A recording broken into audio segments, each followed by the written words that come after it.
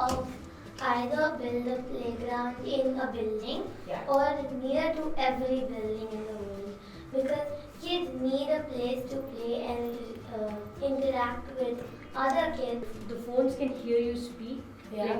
so they know your conversation, so they'll be able to, if you say something like, if you talk about cats, Yeah. and you open up Instagram a little later, Suddenly it's all- cats yeah. will come. Children become friends by doing things they're not supposed to do. Like for example, in exams they cheat. Next day they cheat, and All then the cheating they kids go come cheating, together and then they yeah. become good friends forever.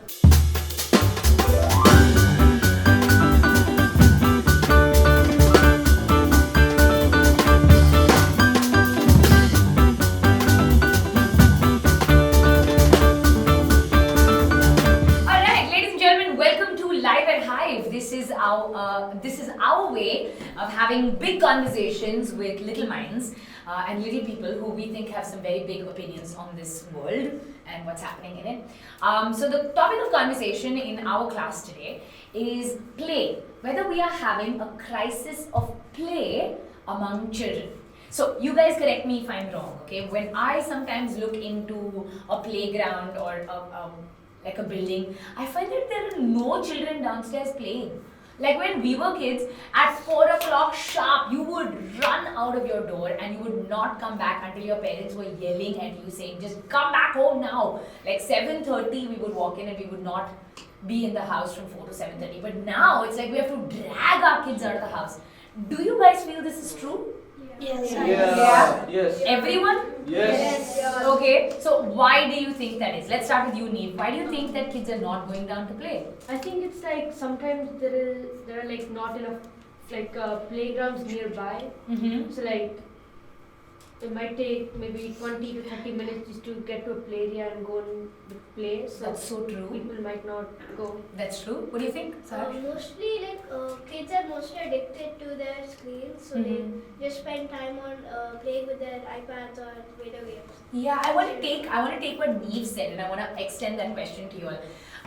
If you think there are parents out there right now who are watching this, okay, and they're considering moving localities or choosing the right neighborhood in which to bring up their kids, would you say it's okay to live in a less fancy house as long as we have a playground? Yes. Yeah, you prefer a playground to a fancy house? Yeah. Okay. I see it quite depends on the community. Yeah, like it might have some fancy houses, some houses are not fancy. It's just very simple, and like there are not enough playgrounds, or there are a lot of playgrounds. So it really depends on how the community is built. I don't think it has anything to do with whether their house is Fancy or not? Okay, Bhargav, what are your thoughts? I think house is a house, whether it's fancy or a normal house. We just need a place to stay. A playground really matters in your physical health, in your mental health, and everything. Because if you don't have playgrounds, you probably have less friends physically, and even your physical health might get affected, or it will get affected if you. You're so right. Avinath, what are your thoughts? Like I think if some kids rather play video games, maybe they want to go in the playground. Yeah. But it's just the kids. Like they don't want to play with them, or just they're bad. Okay. Maybe that's why. That could be it. Yeah, that's right. Like you should shift somewhere where there's more children. Yeah. Because if there is a playground, okay, that's fine. But you can't just play there alone. That happens, right? Do any of you live in such communities where there are playgrounds but there are no children on those playgrounds? Exactly. Yeah, any of you have a story? Yes, Oliver? You have to be like in a community where there are lots of children who go to play in the playground. If you actually want to have friends physically and play with them, because then you have to shift somewhere where the community is like having more kids that play at the playground, or your parents will just get annoyed at you because you're stuck at your devices all day. Stuck in your devices. Yes, Harsh. Like I live in a community where there used to be a lot of people coming. I have a parking lot where people play football, cricket. Right. So that used to be before. Now most of the children are at their home. They're not coming down. And you think they're not coming down because they're addicted to devices? Yes. It has nothing to do with the fact that there's no playground or safe place. You think if we installed in that parking lot, let's say we took out the parking spots and we put a jungle gym or a slide or a swing, do you think that would help? No. No. The problem is addiction, alright? For me, near my house, Yeah. there used to be like 2 parking lots right next to it. Yeah. And we used to like go play, and during Diwali we used to go there, have fun. Yeah. But now buildings, so now we can't Man. play. Yeah, I know. I completely hear you guys, right? And actually, what you're talking about is something so real because I don't think that Dubai always prioritizes having public parks. And the problem with Dubai is that, sometimes in other countries in the US or I don't know, other places, people cycle down to their park and they walk down to their park. But for us, it's not safe. And your parents are not going to let you like cycle 3.5 kilometers to the park over there. I used to play in this big parking, like it was huge. I spent all my childhood memories over there, and there was this hotel like building on the side, but that was not an obstruction. Then suddenly there were rumors spreading that there was like a fire in that building or something. So we all started playing over there. But then later we found out there was actually no fire. And the people just left that place and then they stopped playing. Vinu, what are your thoughts? Yeah, I'll come to you, Sanjay. In my point of view, if I take it for example at school, Yeah. most schools have removed their playgrounds. Yeah. I think some of schools are encouraging the students to use their devices because they want them to be socialized online. They want them to do online activities and all. Some schools are supporting them, but some schools are not. Like, they're giving disadvantages of why they should not play on a I hear you guys. Alright, we'll have a closing comment from Sanjay. Yeah. Well, actually, one story that I have to share is that in my old building where I previously lived, I used to have a lot of friends. Yeah. Over there, I used to play with them every day. There was nothing really like a playground, but we used to play in the corridors, cricket, football, like this. We kept chasing each other. Yeah. But later, when I moved to my current building, in Corona, we still played with each other, but still. Many people who living nearby my flat, they keep on telling lies and excuses for not playing, and many of my friends, they just start hating them for it and they stop playing.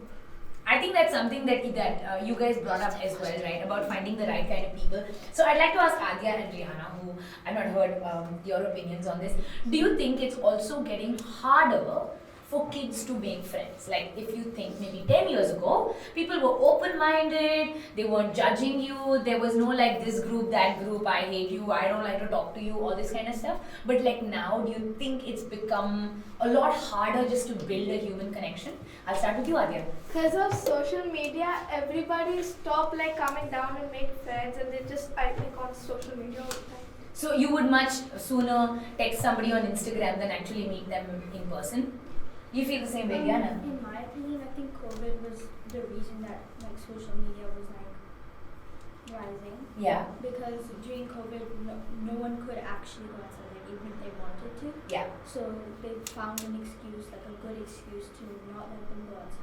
Yeah, but I'm talking about the human connection. Do you think it's becoming harder? Like, are we raising a generation of kids? Well, I'll come around to all of you actually. A generation of kids who are finding it really tough to just be a friend or just make a friend. I'll start with you, Oliver.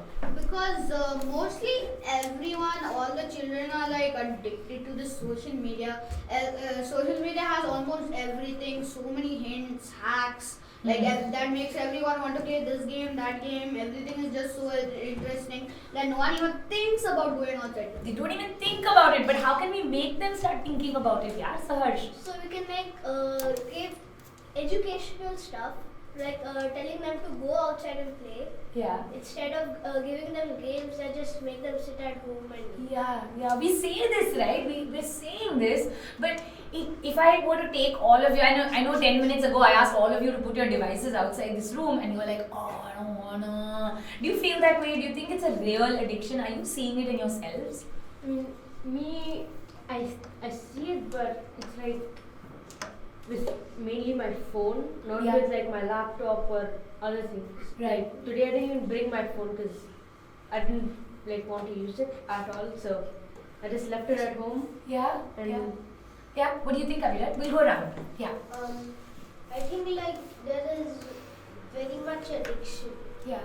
like too much, way too much. Like You feel it in yourself, Kavita. yeah, kind Sometimes catch yourself. How does that feel? Like, what is that thing that happens that you see yourself doing it and you're like, why did I just do that? Do you have that feeling sometimes? of. Yeah, like suppose once I'm reading a book, then I see a device in the book, like the word, and then I just want to play it for no reason. And then I just want to read the book again, but I just stop myself. Yeah, here's an interesting analogy, a comparison. Do you know that a similar thing happens with cigarettes? Which is why they actually told people that they didn't want actors to be smoking on screen, because what would happen was you would see an actor on the screen smoking a cigarette, and that was making people want to smoke more. So actually, what I'm trying to say with this is there is a scientifically the same thing is happening in your body.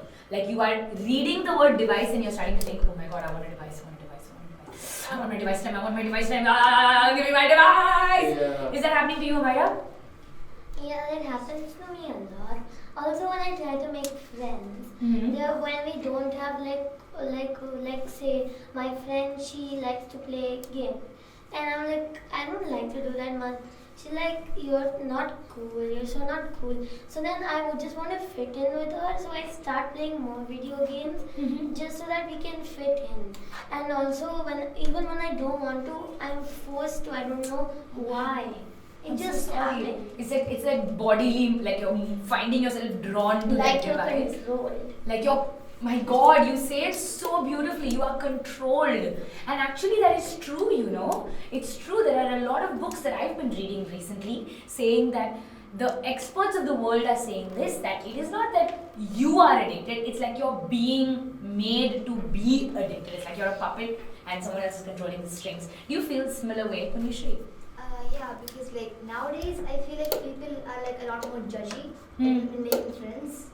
Because like they normally make friends like based on like what games they have or like stuff like that. Are you cool? Are you uncool? Yeah. And also do you guys feel this way? I feel like suddenly now there are like 300 new ways of being uncool. Like there was always a division of these are the cool kids, these are the uncool kids, but suddenly now it's like you don't know what you're going to do that's going to make you uncool. It's a difficult territory to like, you don't know, right? You don't know like, oh my god, if I do this, I'll become uncool. Do you feel that way? Do you feel that way? Sometimes I do realize that, because most kids, like for example, take my school, some kids like in lower grades, year 8 or year 7, in those grades, children become friends by doing things they're not supposed to do. Like for example, in the exams they cheat, next day they cheat, and all then the cheating they kids go come cheating, together and then they become become good friends forever. Forever is a bit And stretch. one more point is that if a child plays games, it's good. It's allowed for him to play games, but if he has a schedule, because like if he plays too much, it can get addiction. But he should also do physical activities, go outside, play something with his friends outside, like football, cricket, or whatever. That's true. Sanjit, you've been meaning to say something. Yeah. Well, actually, one thing is that I feel normal exposure to like terms and words nowadays is that it's like getting the definition of normal simple words are just getting changed over time. Yeah, not even in social media, but like general life. Like at times I feel I'm addicted to some sort of foods, social media, and when I try to share with my family, they're like, no, you don't know the actual meaning of addiction. You don't know the actual meaning of addiction, and I'm like, what exactly is addiction? Yeah, like I mean, what kind of type of being drawn towards something is a real addiction? So I want to know more about it, but I'm just getting angry because like, what if I might accidentally get addicted to something that might just change my life? I hear you. Bhargav, you had a thought. What I've noticed is most of the friends, they haven't seen them face to face.